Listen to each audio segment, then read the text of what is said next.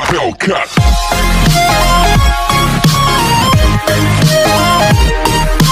नमस्कार बच्चों, आज हम देखेंगे कक्षा 10वीं की प्रमेय 10.1 जिसका कथन यहाँ लिखा है कि वृत्त के किसी बिंदु पर वृत्त का एक बिंदु पर स्पर्श रेखा जो है, स्पर्श रेखा बिंदु से जाने वाली त्रिज्या पर क्या होती है बच्चों, लंब होती है।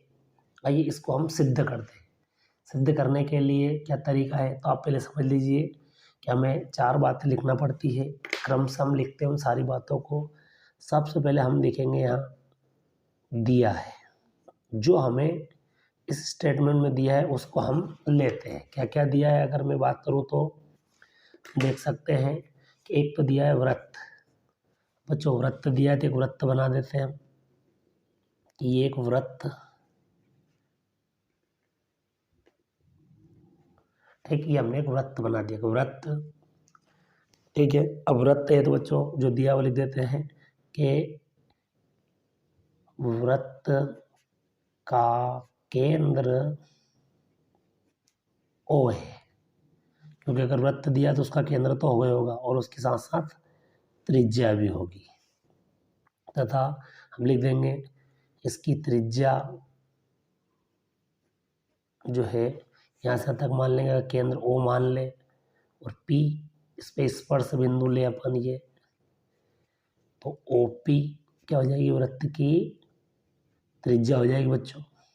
ये भी दिया है, क्योंकि वृत्त देने का मतलब ये होता है कि वृत्त है तो केंद्र है और त्रिज्या तो रहेगी रहेगी, अनिवार्य चीज़ है। अच्छा ओ हम ये लिख दे कि ये स्पर्श रेखा है, क्योंकि क्या एक शब्द ये भी बोला स्पर्श रेखा, तो हम लिख देते हैं एक्स वाई क्या बच्चों, स्पर्श रेखा है। देख सकते हैं आप क्यों क्या है ये स्पर्श रेखा,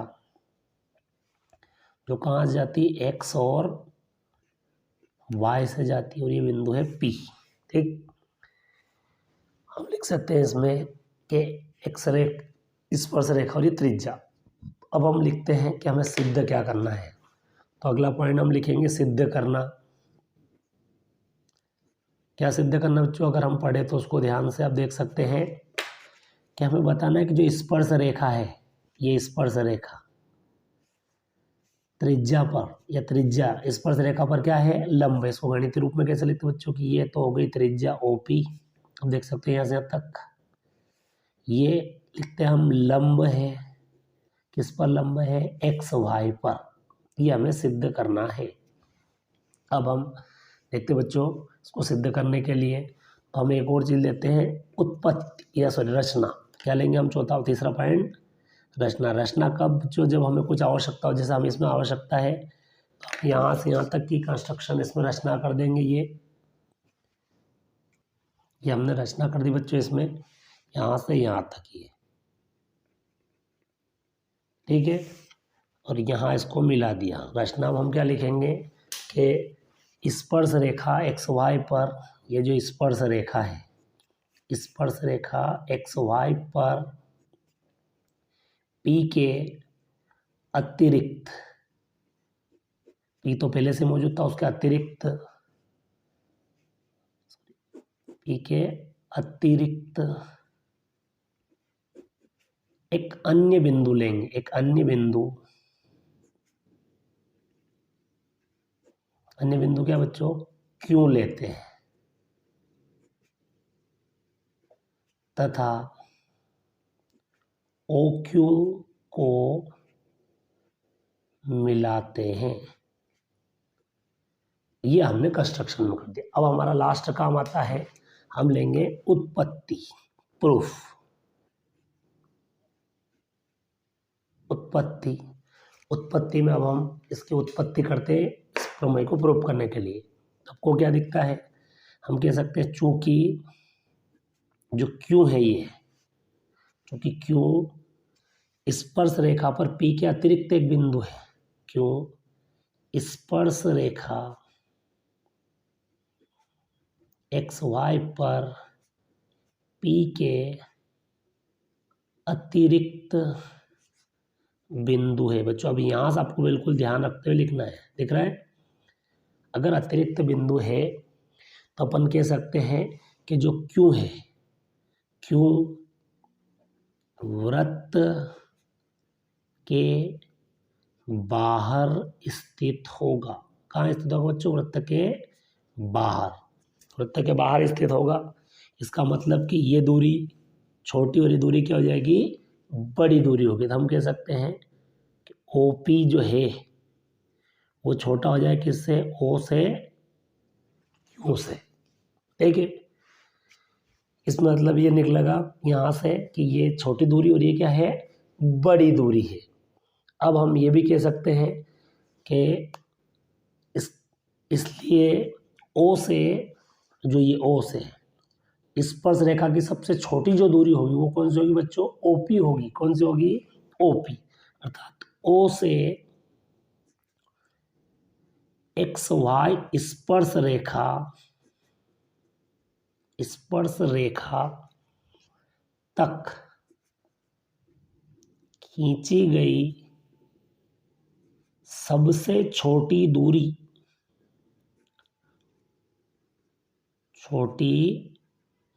कौन सी होगी बच्चों? O से P होगी। क्या होगी? O से P।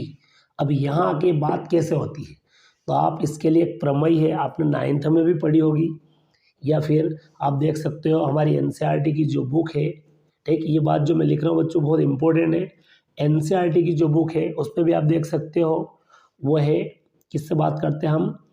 प्रमेय नंबर A12। ठीक, जो कि 367 पेज पर है। मैं आपको निकाल के बताता हूँ।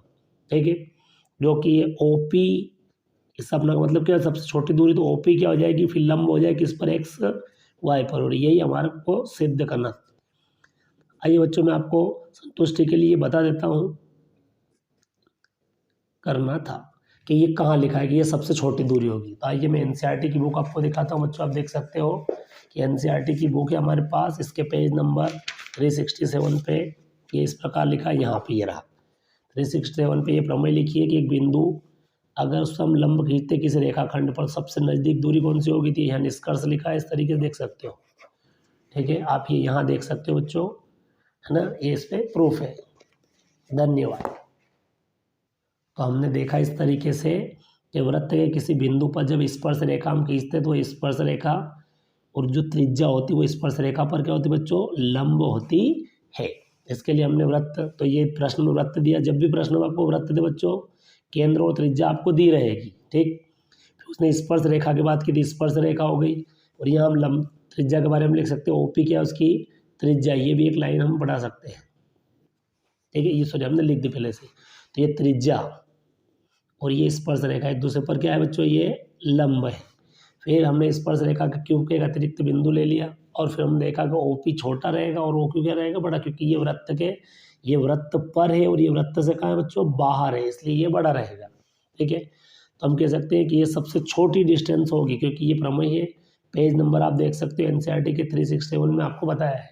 ठीक है, आइए अब हम प्रश्नावली को हल करते हैं। 10.1 छोटी सी प्रश्नावली है।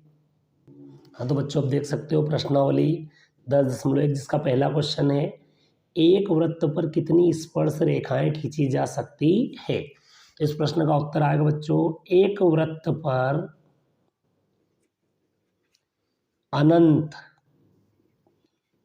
या फिर अपरिमित अनेक रेखाएं खींची जा सकती है। किस रेखाएं खींची जा सकती है? अनेक रेखाएं। अब बात आती है कि इसको ऐसा कैसे कह सकते हैं अनेक रेखाएं खींची जा सकती है? तो बच्चों हमने प्रमेय पे सीखी थी, पिछले वीडियो में देखा होगा कि वृत्त की परिधि पर अनंत बिंदु होते हैं।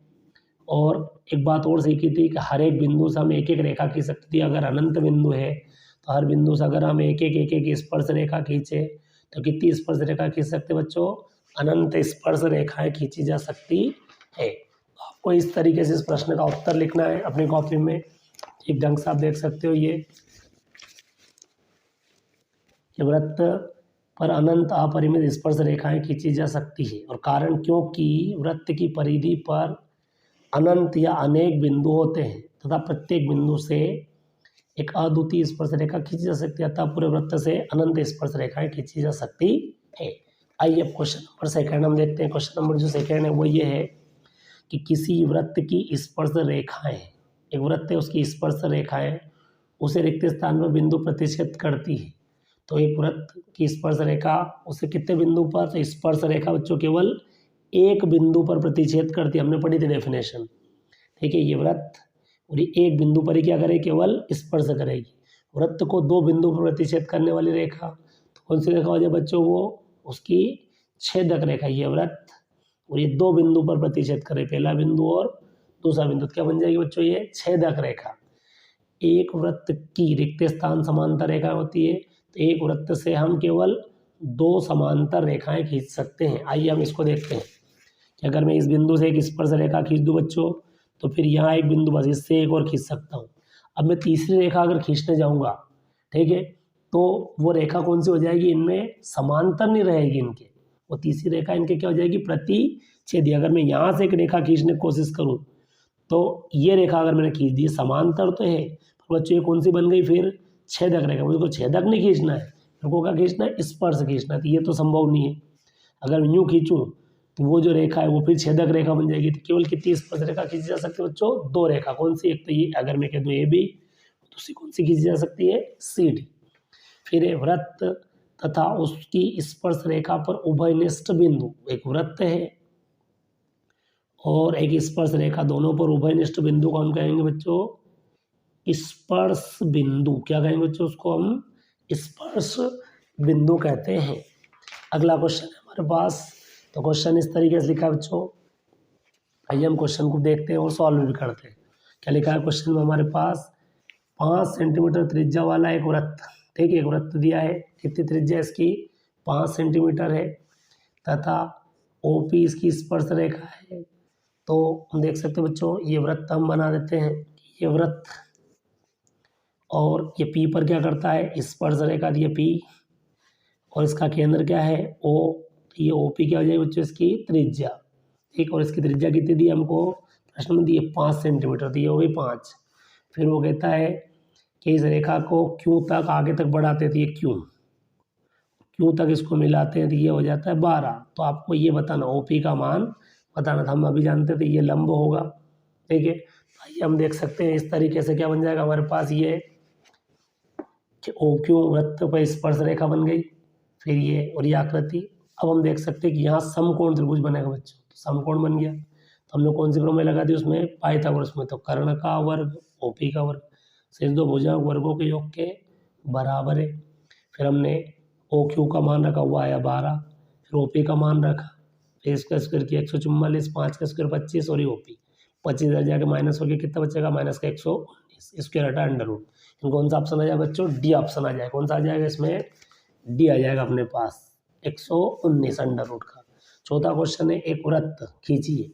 तो हम एक वृत्त खींच देते बच्चों, एक वृत्त खींच दिया कि एक दी हुई रेखा के समांतर दो रेखाएं खींचना। एक ये मान लो दी हुई रेखा हमने खींच दी, क्या लिखी थी बच्चों, दी गई रेखा के समांतर दो रेखा खींचिए। उनमें से एक रेखा जो है, उनमें से बच्चों ये एक रेखा कैसी होनी चाहिए बच्चों, स्पर्श रेखा थी। हम एक रेखा खींच दे इसमें से, ये जो कैसी बच्चों, स्पर्श रेखा है, ये खींच दी हमने एक रेखा जो स्पर्श भी है और इस रेखा के क्या है, समांतर भी है। दूसरी एक छेदक रेखा भी खींचना है, ये एक छेदक रेखा भी खींच देंगे वृत्त से हम, ठीक है, जो इसके समांतर भी दी गई रेखा के और दो बिंदुओं पर काटती भी है, इसलिए छेदक रेखा। ये एक बिंदु पर काटती इसलिए स्पर्श, दो पर काटती इसलिए बच्चों क्या है, छेदक रेखा। वीडियो को अंत तक देखने के लिए धन्यवाद।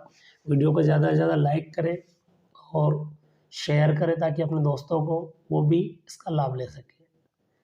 धन्यवाद।